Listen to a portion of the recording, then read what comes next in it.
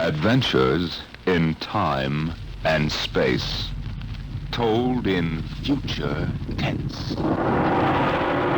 Dimension X.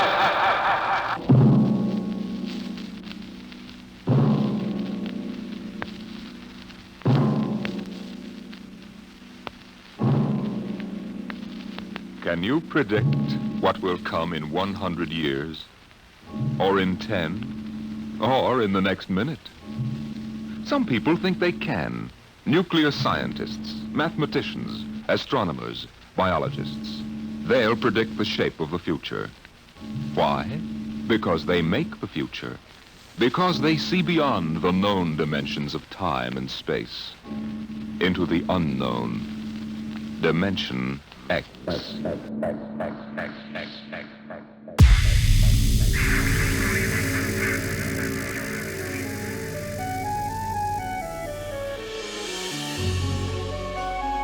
Welcome to Reimagined Radio, a program about radio storytelling.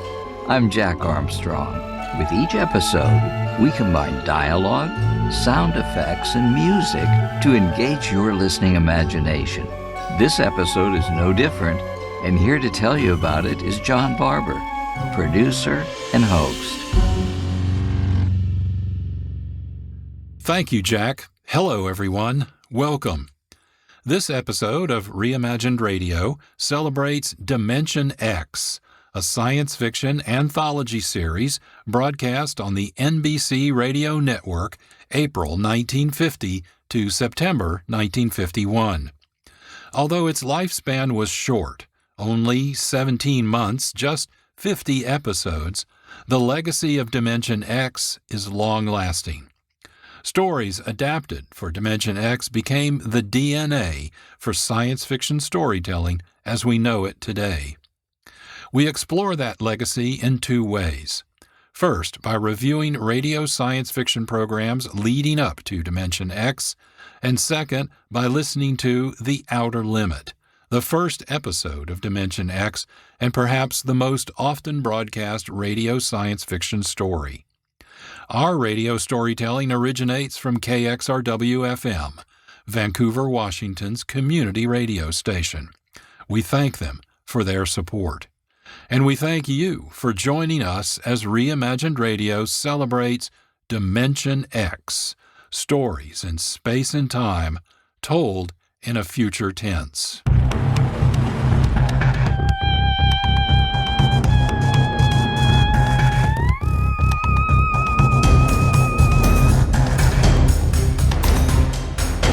Science fiction literature was well established with adult and younger readers before radio became a popular entertainment and information medium.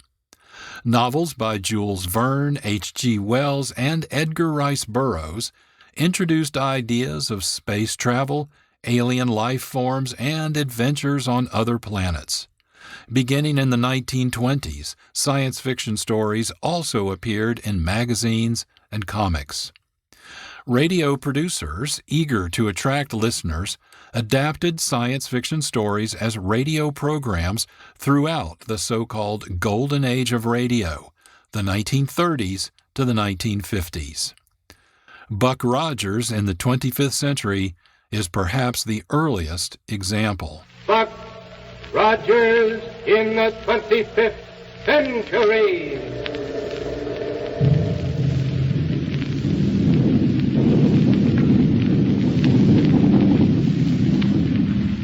Buck Rogers is back on the air.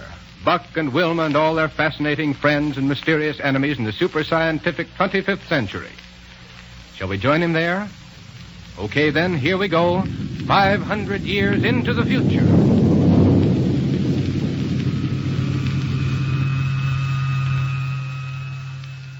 The character Anthony Rogers first appeared in the novella Armageddon 2419 A.D., by Philip Francis Nolan, published in the August 28, 1928 issue of Amazing Stories.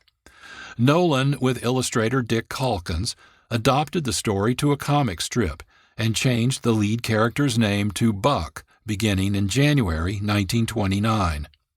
Adapted to radio in 1932 and heard until 1947, Buck Rogers, along with Wilma Deering and Dr. Elias Hewer, inventor of the mechanical mole, the gyro-cosmic relativator, thermal radiation projectors, flexo-impervium metal, electro-hypno-metallo phones, subcosmic radio units, non-recoil energy projectors, and molecular expansion beam projectors, battle criminals and warlords like Killer Kane and his crime paramour Ardala Vollmer.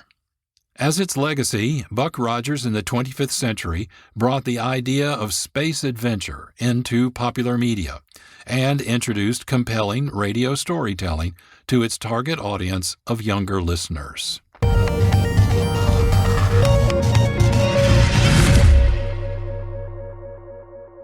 The Amazing Interplanetary Adventures of Flash Gordon was created specifically to compete with Buck Rogers in the 25th century.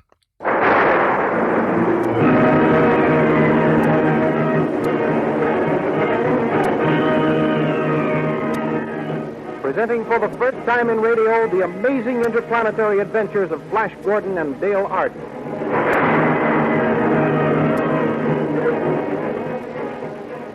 These thrilling adventures come to you as they are pictured each Sunday in the Comic Weekly, the world's greatest pictorial supplement of humor and adventure. The Comic Weekly, now printed in 32 tabloid-sized pages, each page in full 4 colors, is distributed everywhere as a part of your Hearst Sunday newspaper.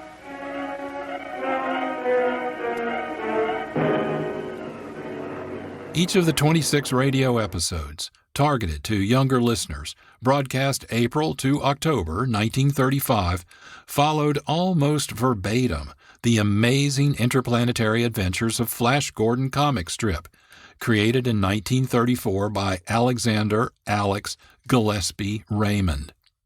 The main characters include Flash Gordon, a handsome polo player and Yale University graduate, Dale Arden and Dr. Hans Zarkov.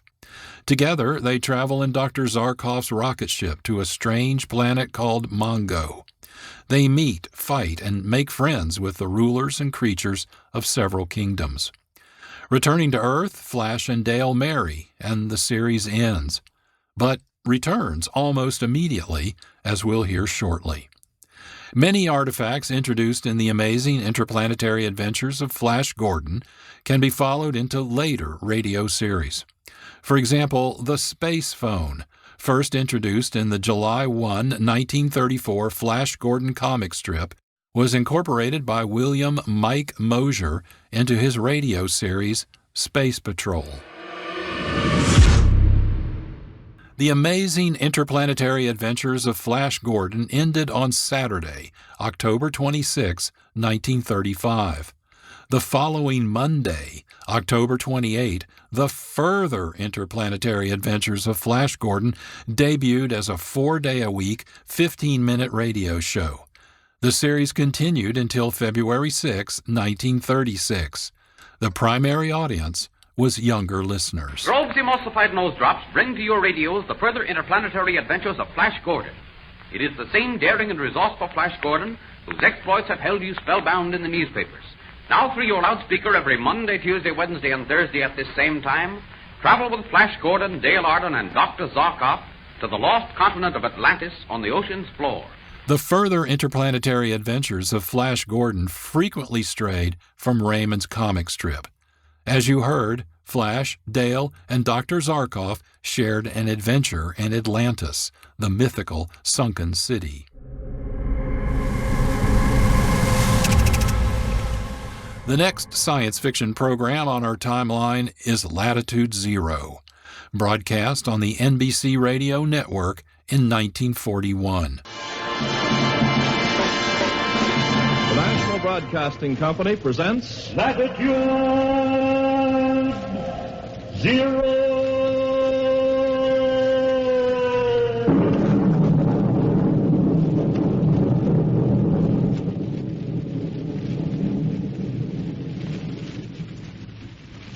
Latitude Zero. Adventure fans, attention. Tonight begins the first episode of the most exciting and fabulous adventure story you've ever heard. Latitude Zero, especially written for radio by Ted Sherdeman. A story of 5 men against a world, heroic men with ideals and the courage and strength to fight for them. Latitude Zero.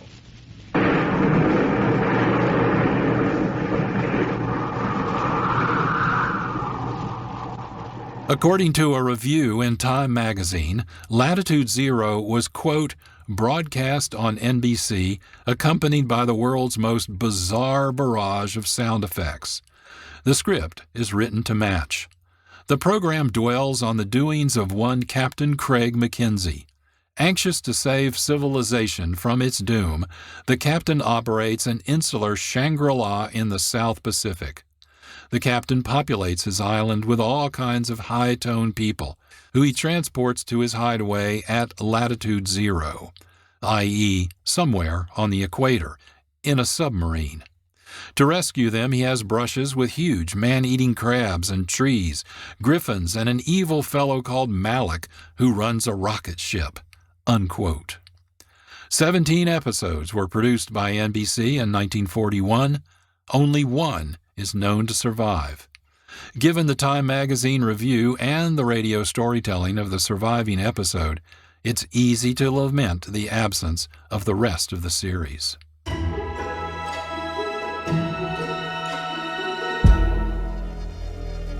This is Reimagined Radio. I'm John Barber, producer and host. We'll return to Dimension X in just a moment.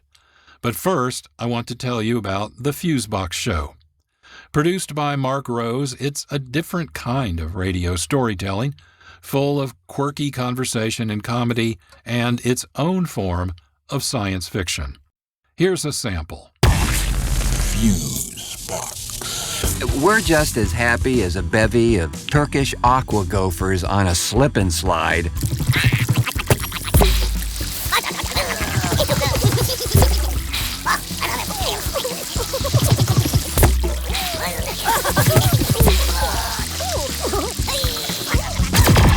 Catch Fusebox the first Wednesday of the month at 12:30 p.m. here on KXRW 99.9. Learn more and subscribe to the podcast at the Fusebox Show website, thefuseboxshow.com. We've arrived at the year 1950 in our review of early science fiction radio shows. This is when Beyond Tomorrow would have introduced itself to radio listeners like this. Now for tonight's story. Let's go Beyond Tomorrow.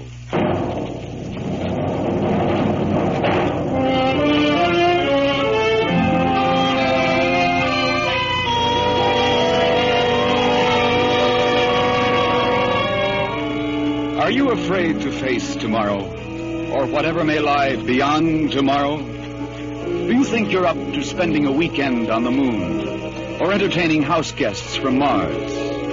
Can you and your children adjust to the strange, new, wonderful world that is being wrought in the test tubes and cyclotrons of science beyond tomorrow? Beyond Tomorrow, a new program of probabilities drawn from the vast library of science fiction, where anything is possible and possibly may happen to you.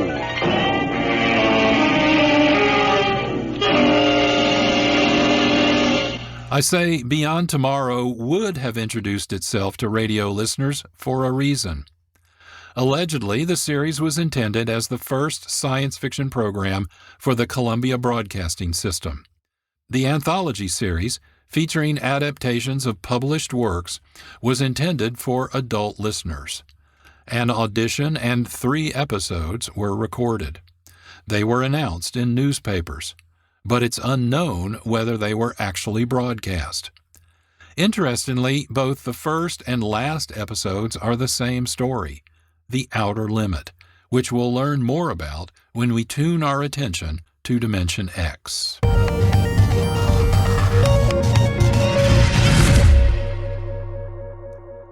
Next on our timeline is Space Patrol, broadcast on ABC Radio 1951 to 1955. Space Patrol! High adventure in the wild, vast reaches of space. Missions of daring in the name of interplanetary justice. Travel into the future with Buzz Corey, Commander-in-Chief of the Space Patrol. As a radio science fiction / adventure / space opera series, Space Patrol was set in the 30th century. Episodes followed Commander-in-Chief Edward Buzz Corey of the United Planets Space Patrol and his sidekick, Cadet Happy, and other crew aboard the spaceship Terra 5 as they tried to keep peace in space using ray guns, spacephones, and atomolights. Space Patrol is significant because it began as a television program for young listeners and was then adapted for radio. Its cross-marketed promotional items connected the series' narrative into the daily lives of many listeners. It remains an enjoyable radio series for radio fans and collectors. By the way, the announcer you heard, Dick Tufeld, later voiced the robot in the television series Lost in Space.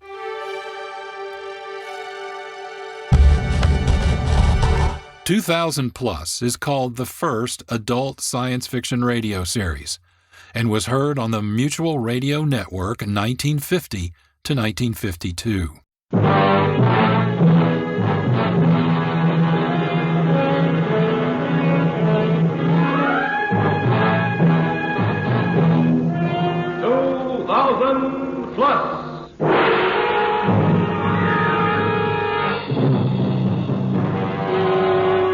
Adventures into the world of tomorrow. Science fiction stories from the years beyond 2000 AD.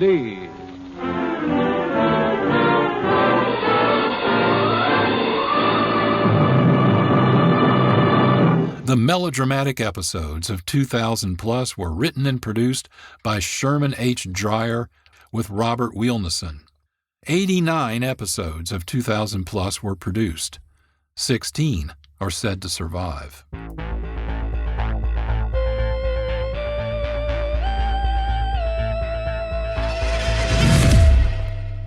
The radio series Tom Corbett Space Cadet was heard on ABC in 1952. Many episodes were adapted from the Tom Corbett television series, 1950 to 1955. The same cast was used for both television and radio episodes. The world beyond tomorrow, in the age of the conquest of space. When roaring rockets blast to distant stars and far-flung planets with Tom Corbett, Space Cadet. Episodes were broadcast on Tuesdays and Thursdays. Each was complete in itself, but the storyline would span both shows for the week, with Part 1 broadcast on Tuesday and Part 2 on Thursday. Series followed Corbett and friends Roger Manny and Astro, a Venusian, as they trained at the Space Academy to become members of the Solar Guard, an interplanetary police force that helps maintain the solar alliance of Earth, Mars, and Venus. Much of their training is aboard their spaceship, Polaris. Circa 1952 to 1953, Palladium Radio Productions provided episodes of The Planet Man to radio stations around the country. The Planet Man.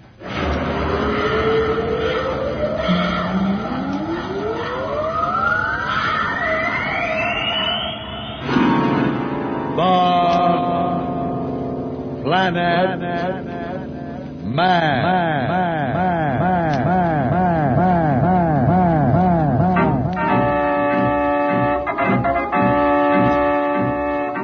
This is the fascinating story of Dantro, the Planet Man, troubleshooter for the League of Planets organization, the law enforcement body for peace and justice in the celestial world, whose headquarters and center of operations are situated on the capital of all the planets, Planaria Rex. From Mercury to Pluto, wherever danger threatens the universe, you will find Dantro, the Planet Man, fighting for fair play. In a moment, the Planet Man. Dantro, the Planet Man, patrols the galaxy for the League of Planets, keeping the peace. Forbidden to use violence, except in self-defense, the Planet Man fights aggressive evil warlords like Marston, the ruler of Mars. Dantro is helped by Dr. John Darrow, a scientist, Darrow's daughter Pat, nephew and niece Billy and Jane, and engineer Slats. Dantro rescued them all when their rocket was about to crash into the moon. The Planet Man extends some familiar tropes heard in earlier science fiction radio series, like the main character standing for fair play, justice, and diversity, and there's the helpful scientist, and space travel.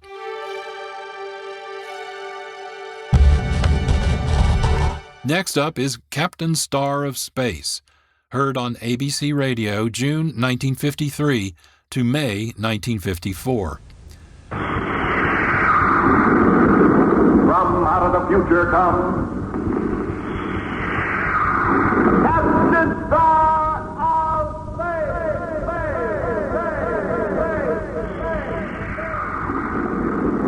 Roam the star worlds with Captain Star, ace adventurer of space.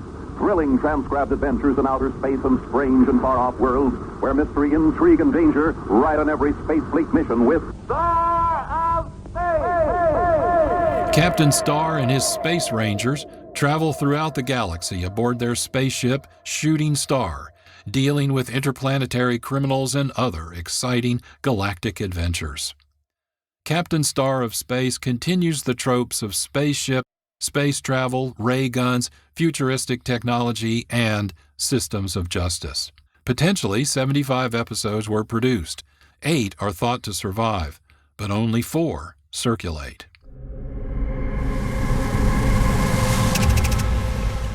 Next, a science fiction radio program that you may have heard of, and perhaps remember, X-1. As a science fiction series with broad adult appeal, X-1 was broadcast by NBC Radio from 1955 to 1958. The opening of each episode significantly upgraded the familiar trope of a rocket launch and the echo plate effect that originated with Buck Rogers in the 25th century 23 years earlier. Countdown for blast off. X-5, 4, 3, 2, X-1, fire.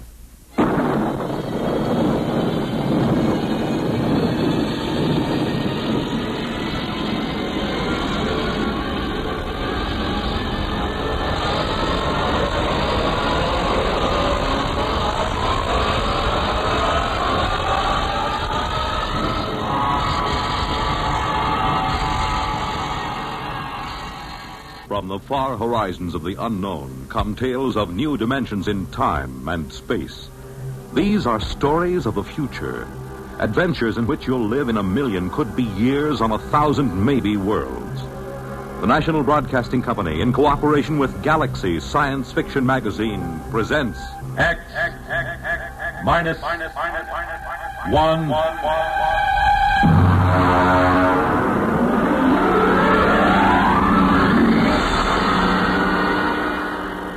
X-1 is known for high-quality radio adaptations by writers Ernest Kenoy and George Lefferts of stories by leading science fiction writers that appeared in Galaxy magazine.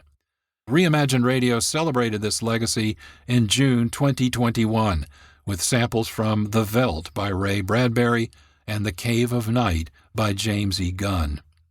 X-1 is significant because it continued the X Factor, stories told in future, time, and space from Dimension X, which we'll talk about next.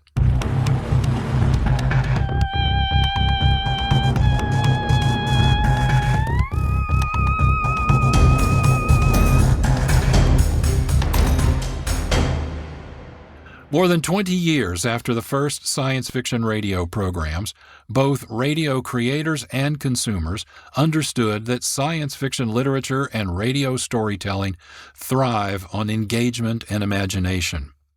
Words on pages and dialogue, sound effects, and music heard in radio programs interact with the imagination to create images in readers' and listeners' minds. These images can evoke places and actions. Dimension X demonstrates how effective that connection can be. Adventures in time and space, told in future tense. Dimension X!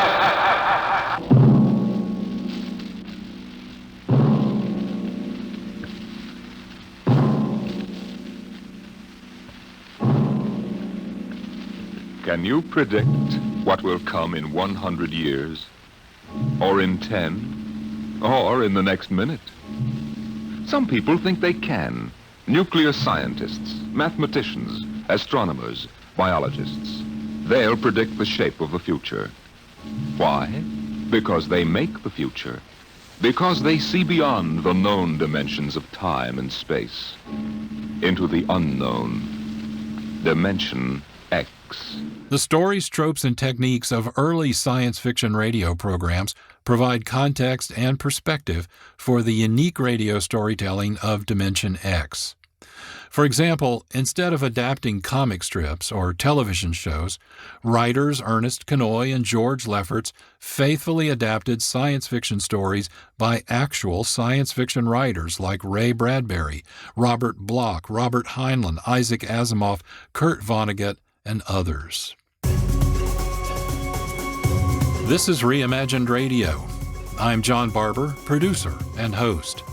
With each episode, we explore radio storytelling using voice, sound effects, and music.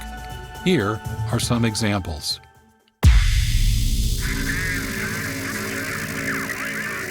Answer me, who is this? Do you realize you're driving me crazy? Who's calling me? What are you doing it for? Now stop it! Stop it! Stop it! Smoke comes out! Black smoke drifting over the city. People in the streets see it now. People trying to run away from it, but it's no use. They're falling like flies. Then something went wrong with the car. It stalled right on the tracks. The train was coming closer. I could hear its bell, its cry, its whistle crying. Still, he stood there. Now I knew that he was beckoning me to my death. Reimagined Radio. Nothing to see, everything to hear. Heard the third Monday of every month at 1 p.m. Sundays at 6 p.m. on KXRW 99.9 FM. More information and listening opportunities are available at our website, reimaginedradio.net. Reimagined Radio is also available as podcasts.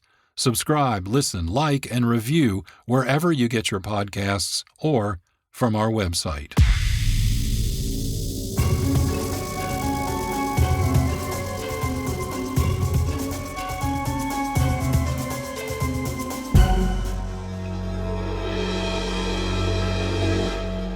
Although its lifespan was short, only 17 months, 50 episodes, the legacy of Dimension X is long-lasting.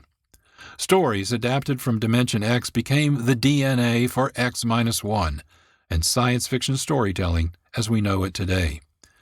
We can demonstrate this impact by highlighting the opening episode of Dimension X, The Outer Limit. The original story, by Graham Dower, was first published in the Saturday Evening Post, December 24, 1949. The story concerns a pilot testing a new experimental aircraft who disappears with only 10 minutes of fuel left. Given up for dead, he returns 10 hours later with a message given him, he says, by aliens: stop developing and using atomic weapons.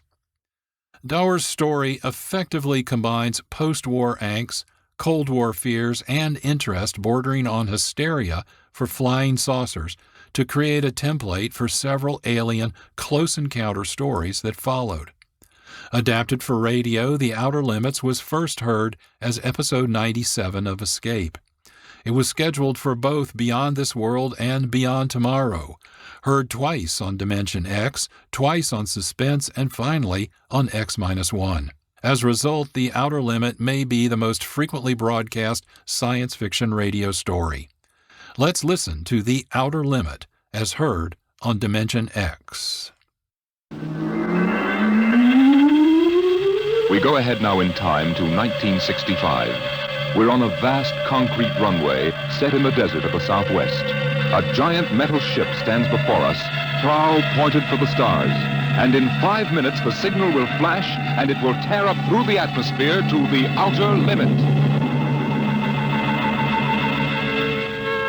Attention. Clear field for takeoff.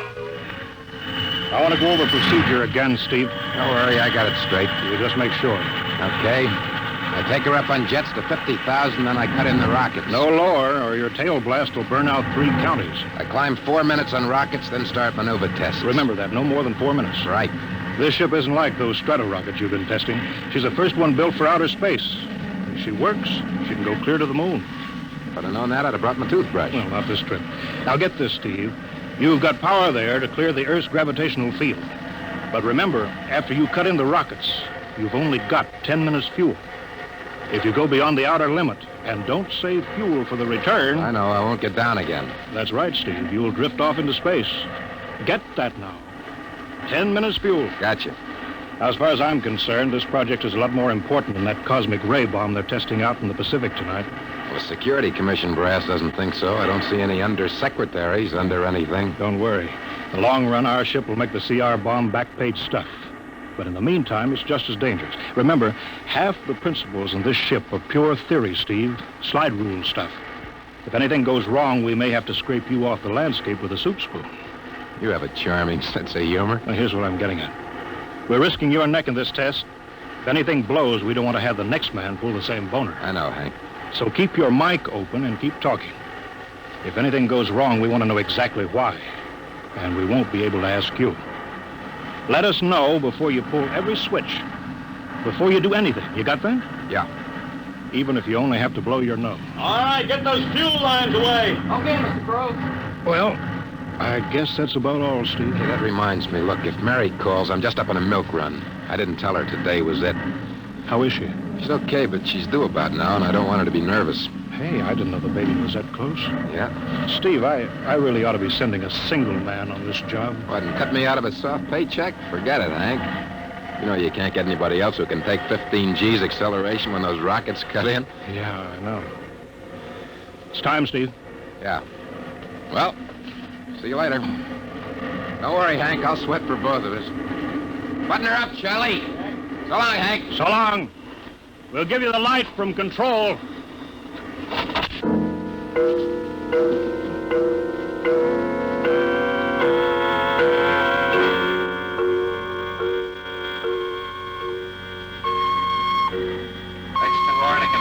X2R to control. Are you there yet, Hank? Okay, Steve. Got you on the speaker. I'm ready to go. Okay. Give him the light.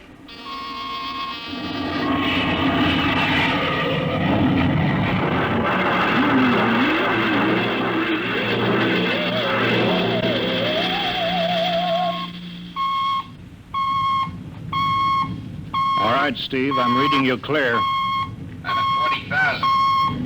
Airspeed 600. She's running fine. Soundproofing works. There's a third-degree waiver in the AGY pressure. 50,000 now. Cutting out the port jet. Now the starboard. I'm off jets. Airspeed dropping. Opening the rocket ports. The switch sticks a little, Charlie. Oxy alcohol pressure 350. All right, now I'm advancing the ignition key. There goes rocket one.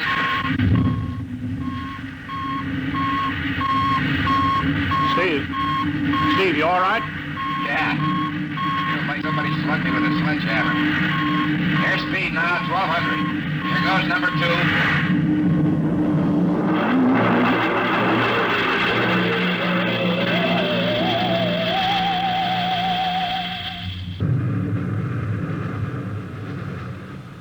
Hello, Steve. Elapsed rocket time is now 4 minutes. What's your altitude? Over to you. Speed 4,400. Still climbing. Altitude 297 miles. All right, you're at the outer limit. Level off for maneuver test. You've got exactly 6 minutes fuel left. Okay. I'm starting a 3-degree left bank. It's a little sluggish. There, it's all right now. There's a low vibration someplace. Maybe the cockpit hatch.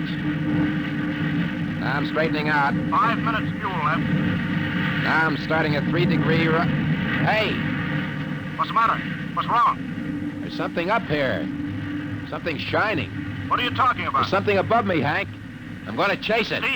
Steve, you're at the outer limit now. I can see it plain now. Steve, don't go any higher. You've only got 4 minutes left. You've only got... Getting static. I can't hear you, Hank. It's dead ahead now. Going to make a pass at it. Get a good look. Hey, it's swerving to meet me.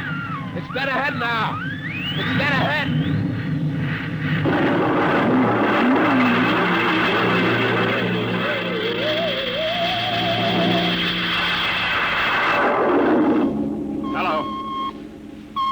Hello, Steve. Steve, come in. 9 minutes fuel gone. Still no sign on radar. Hello, Steve. Steve, what's happened? Charlie, get out the crash squad. Tell the Army squadron to alert their search planes. Right. 9.5 minutes gone. Hello, Steve. What's happened? Where the devil is it? Charlie, Hello. for Mr. Hanson. Come in, Steve. We need a search squadron. Come in. No, Mr. Hanson's busy. Hello, Steve. Hello, Steve. 10 minutes, Mr. Hanson. That's the end of this fuel.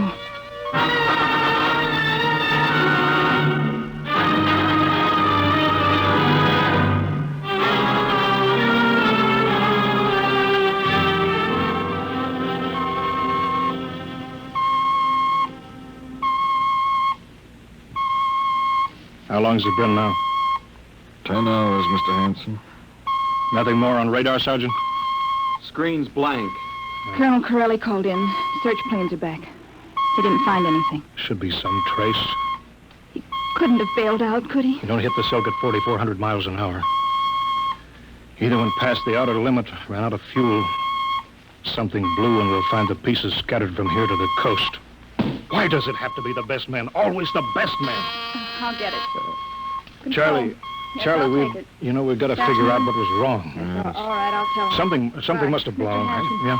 There's a message from Northside Hospital for Steve. Well, what is it? Mrs. Weston's fine. It's a boy. Mr. Hanson. Yeah? I think there's something on the radar. No flights scheduled in, are there, Elsie? We have the whole day cleared. It's coming in behind us. Here it comes over the building. What crazy jockey is buzzing the field like that? Is that an Army plane, Charlie? I can't see. It's turning. Charlie, alert the field. I know that engine. It's Steve. That's impossible. Look, that's his ship. It can't be. Well, there's no other model like that. It's Steve, all right. It's coming in. Thank God. Thank God.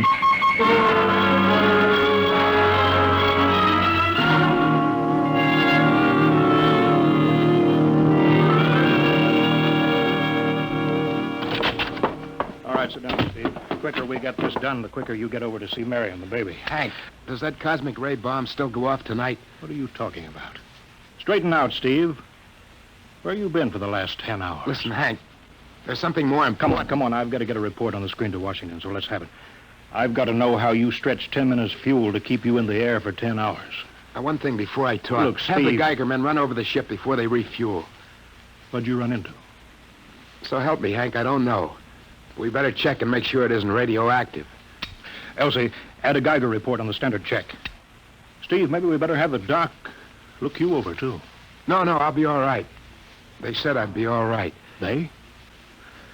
Look, son, I know you've had a tough time, but we've had this field on the alert for 10 hours. One of the Army boys cracked up looking for you, and he's hurt bad. So let's have the story. Let's have it straight. I don't know how to tell you. Hank, I saw something up there. At 300 miles? I chased something up there, Hank, and I caught it. Now, don't hand me that, Listen, Steve. I was cruising along, just starting the right bank, when I spotted something. It must have been going about half my speed. It was egg-shaped and smooth. I made a pass at it, and I was coming back for another, and then there was a humming sound. Humming? A sort of vibration. And I blacked out. I was headed straight for it at 4,400 miles an hour. I thought it was going to be the biggest smash since Hiroshima, and I guess they were drinking that bottle. Never mind that, Steve. What happened? I came to inside their ship. Uh-huh. Steve, this whole thing has been a devil of a strain on you. I'm going to call Major Donaldson from the Army base. Ask him to sit in. Psychiatrist? Yeah, that's a good idea. Let him run his tests. He'll tell you I'm not kidding. Because, Hank, unless I miss my guess, I've just been tipped off to the way the world ends.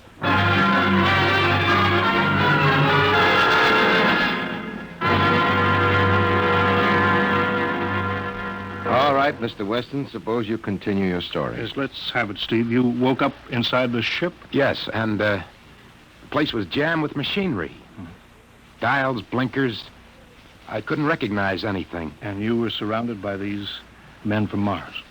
I didn't say anything about men from Mars. I didn't even say they were men. I couldn't see them clearly. They were just there. Where did they come from, then? Another galaxy. Millions of miles outside of our solar system. That's all I know. You figure out where they came from. And they came all that distance to find the Earth? Yes. Did they tell you that? Yes. You mean they spoke English to you? No, they didn't. That's funny. Hadn't thought. They didn't really speak to me at all. They just planted the thoughts in my mind. You mean thought transference, telepathy? Yes, that's right. Well, Steve, what brought them here? We did, Hank. We rang their bell. We brought them in. Well, how? With our atomic explosions. Hank, that's why you've got to stop that bomb test tonight. I'll give up. Look, you've got to believe me, Hank. Oh, how can I make you understand? Maybe I can help, Mr. Weston. Would you submit to narcopsychometry? What's that? Under proper drugs, I can put you back in this ship by suggestion. Then we can get a playback record of your memory pattern on the audio circuit. And how long will that take? Half an hour. We'll have to go over to the lab. Will you believe me if it checks? It will give us an accurate memory picture of what your mind reports. All right, let's go. Hank, you got to believe me. We haven't got much time.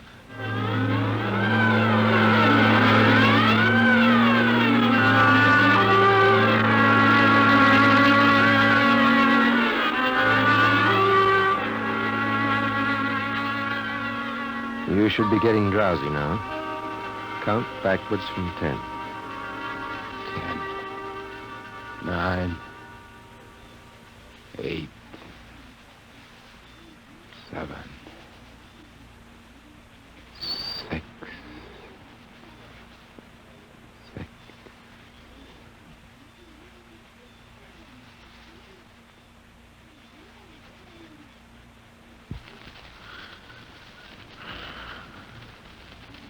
He's under. Now we attach the head plate electrodes. The cortical pickup. Look out for that wire, Mr. Henson. 3.0 setting. 31.3. Now throw that switch, Mr. Henson. I have to start him off by suggestion. All right, Steve. You're in your ship now. You're in the rocket. Rocket. You're in the rocket. You're in the rocket. And you've just sighted something strange. Now I'm starting at 3° right. What's that? Hey, there's something up here. Something shining. His memory pattern. We're picking it up electronically. There's something above me, Hank. I'm going to chase it. It's piped through the audio circuits. I'm getting static. I can't hear you, Hank. This is where we lost contact with him. I'm going to make a pass at it and... Hey, it's swerving to meet me. It's dead ahead now. It's dead ahead.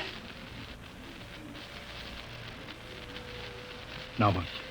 This is where he blacked out. There's no telling how long, minutes or hours. What's that noise? I don't know, quiet. Where? How did I get in here? What? Who are you? Is he seeing things? Intergalactic Patrol. What's that? What are they saying, Steve? What are they saying? It's about nuclear fission. They know about it. They know the danger of it.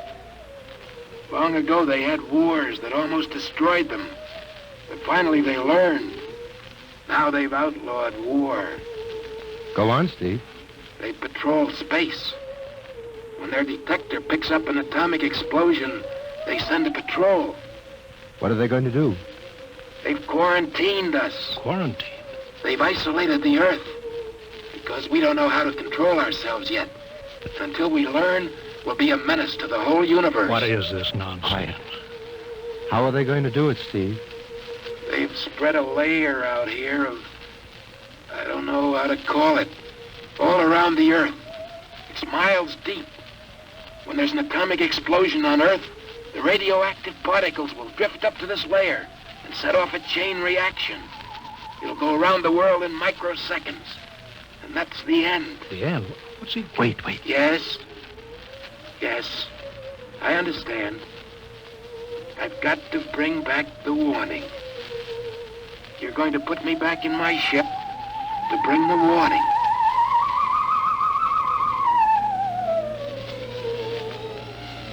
Now what? Blacked out again. I guess that's all. What does all that mean? It's what he remembers. You don't think that really happened? No. Narcopsychometry circuits produce what he remembers. It just means that Steve believes this happened. I don't like to see this. Warning. Hank. It's all right, boy. Did you hear it, Hank?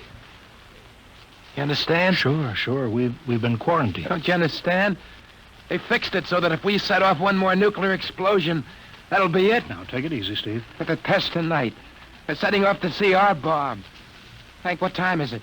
11:20. You've got to believe me. I saw them. I got the warning. If we touch off that bomb tonight, it'll be the biggest galactic 4th of July of all time. The whole Earth will go up like a Roman candle. April 10th, 1965, the end. Now, look, Steve, you better calm down. Don't you want to see Mary and the baby? You've got a new son, remember? Yeah, that's just it, Hank. I want to see my son. I want him to live. If that bomb goes off, Hank, we've got to stop them. Listen, maybe there is something to it. Look, it's out of your hands. I'll put it in a report and shove it into Washington in the morning. In the morning? There isn't going to be any morning, Hank. Don't you understand? You've got to call Washington now. Get the head of the Security Commission and postpone that test. Now, you know I can't do that, Steve. My neck would be out a mile. Besides, this is 1965, not 45. 20 countries have atomic bombs now. What's the use of stopping just this one? The rest will keep right on popping them Well, then off. we'll have to call an international conference. Can't you understand, Hank? The first one that goes off finishes us at the end. They've given us the quarantine warning. Steve, I think you'd better go with us to the base hospital. All right.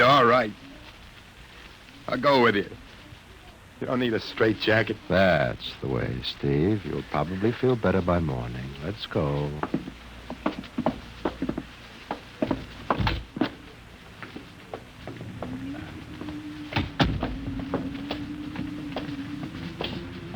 Well, Steve, tomorrow I'll drive you over to the hospital to see Mary and the kid. Sure. Look at the ship under the floodlights. Pretty, huh? You'll be flying her again soon, don't you worry. Yeah, I guess so. What you doing out in the line? They, refuel her? Yeah, we got Clausewitz coming in tomorrow from Denver for another test. I figure we'd give you a day off. That's good. That's fine. Steve, come back. Come on, Donaldson. Steve, wait. He's heading for the rocket. Look, there he goes up. That crazy fool. We can't get at him now. That covers armor glass. He's waving. Yeah, towards control. What's the radio? He means the radio. Come on. I should have gotten help. Oh, the radio's still hooked up here. Hello, Steve. Listen to me, Hank. You gotta call Washington now. Come out of that rocket, Steve. I'll call my men. Don't try anything, Hank. They've refueled the rocket for tomorrow. Take it easy, Steve. Listen, you know what'll happen when I fire the rocket tubes down here? Steve, don't. It'll burn out every building for 5 miles. All of us in one big blast. Steve, what do you want? You've got to stop that bomb. You got to call Washington right now. They won't believe me. You make that call or I cut in the rocket. Now, I mean it, Hank. Now, hook my screen to yours in parallel. I want to see exactly what you're doing. All right. Just don't fire those rockets. Get going, Hank. You got 12 minutes to make that call and stop that bomb. All right, I'm making the parallel hookup right now. Donaldson, you think he'll really blast? I don't know. Up to now, I'd almost say he was normal, but now he's liable to do anything, Hanson. Steve, there, you getting it on your screen? Yeah. Now put that call through. All right. Operator. Visit screen to Washington. The Visiscreen circuits are busy, sir. If you'll try again in half an hour. This is Security Commission priority. Break in, get me a line. Yes, sir. Just a moment, please. 10 minutes, Hank. Listen, Steve, I'm trying. Ready to take your call, sir. Washington, Security Commission 3. This is urgent. I want Undersecretary Herbert Ames. Washington 3. 1 moment, please. Hurry, will you? 1 moment, please. What time is it, Donaldson? 11:51. Do you think he'll fire those rockets? He might. Washington? Visit screen 3. Mr. Herbert Ames, please. That is a coded exchange. I cannot accept your call without clearance. Get it through, Hank. Listen, Washington, put it through. This is Mr. Hanson at San Marco Air Base. This is a priority call. I'm coded. 1 moment, please. I will check your code number. Get that through, Hank, or that bomb goes off at 12. Will you be reasonable, Steve? Your call has cleared, San Marco. Washington, visit screen 3. Herbert Ames, please. Security Commission Ames. Listen, Ames. Hello, Hanson. Ames, you got to get me to the chief. Are you kidding? He's at the test control room. Yes, I know, but get him for me. What's up? You look lousy. Or is it a bad circuit? There's no time. I've got to get him before the test. It's about the CR bomb. I can't take that responsibility. Get that through, Hank, or I blast. Hey, what's going on there? Ames, my project has a high enough rating. This is a priority A call. What? Well, okay, it's your neck. I'll try to get him for you. He's in the control room, so you'll have to switch off your screen and speaker and go on earphones. Too much going on in there. Security ruling. You hear that, Steve? I've got to cut the incoming screen. All right, but don't try anything. 8 minutes, Hank. Hello? Hello? What? You got him, Hank? Yes. This is Hanson at San Marco. No, sir. Priority A request to cancel the bomb test. No, I'm serious. This is deadly serious. We sent the X-2 JTR up today to the outer limit. We uncovered evidence. Yes, on the automatic instruments. What's that? No possible chain reaction. No, I can't tell you the whole story. There isn't time here. Yes, I'll bring the readings into Washington in the morning. You've got to postpone the test till you see them. Look, I've worked on contracts with the Commission for 10 years. Yes, I have complete confidence in my information. You can record that. All right, I'll call you back immediately. Bye. Hank? He's agreed to cancel, Steve. The bomb won't go off. All right, boy. You can come down out of that ship.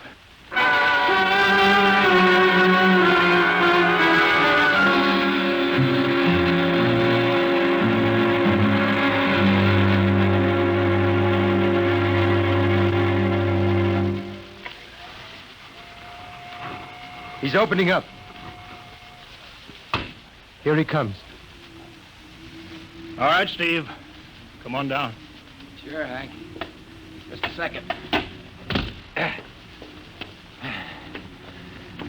Hank, I was scared. I was plain scared. Easy now. It's all over. The bomb won't go off. Thank God. Look, I want to see Mary and the baby. Can you get me transportation now? Oh, wait a minute. It's almost 12. They won't let you in the hospital now. I want to see the baby. Sure you do, but you've been under a strain. I've got a shot for you here, Steve. Give you a good night's sleep. All right. Roll up your sleeve. Yeah, here. There, that'll make you sleep. Sergeant will find you a bed. Yes, sir. Come on, Mr. Weston. Okay. Good night, Hank. I'm kind of beat. It's been a tough night.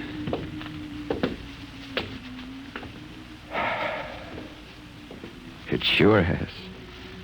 I thought for a minute he was going to blast those rockets and send us all to Kingdom Come. Yeah.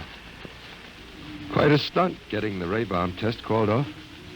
It isn't called off. But the chief said... Ames couldn't get the chief. I was talking to a dead circuit. Bomb goes off in a couple of minutes. Oh.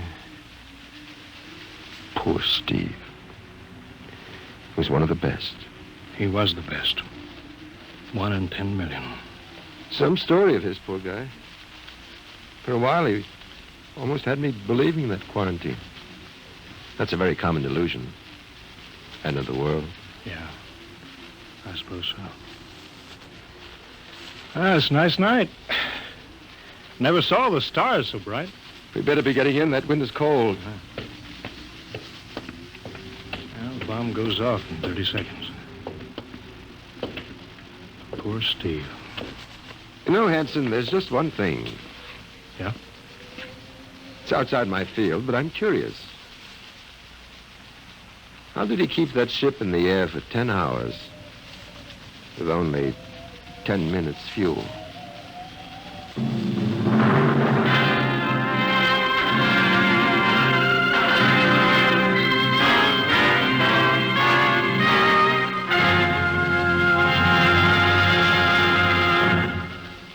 You have just heard The Outer Limit by Graham Dorr, an adventure in time, space, and the unknown Dimension X.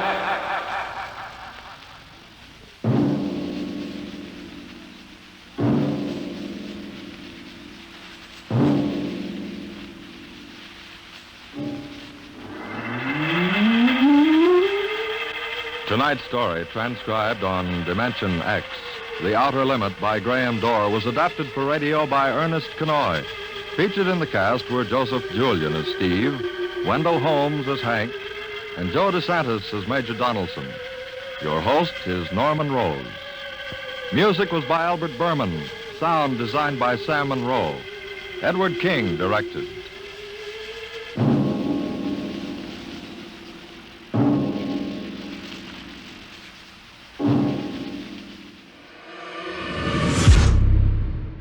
This episode of Reimagined Radio celebrates Dimension X, a short-lived radio science fiction anthology series that provided essential DNA for science fiction storytelling as we know it today.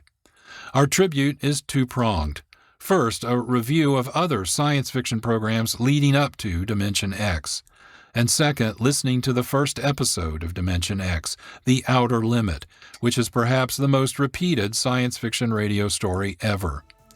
We'll archive our production of Dimension X along with other examples of our radio storytelling at our website, reimaginedradio.net. Podcasts are available at the major platforms or our website. The script for this episode was written by John Barber.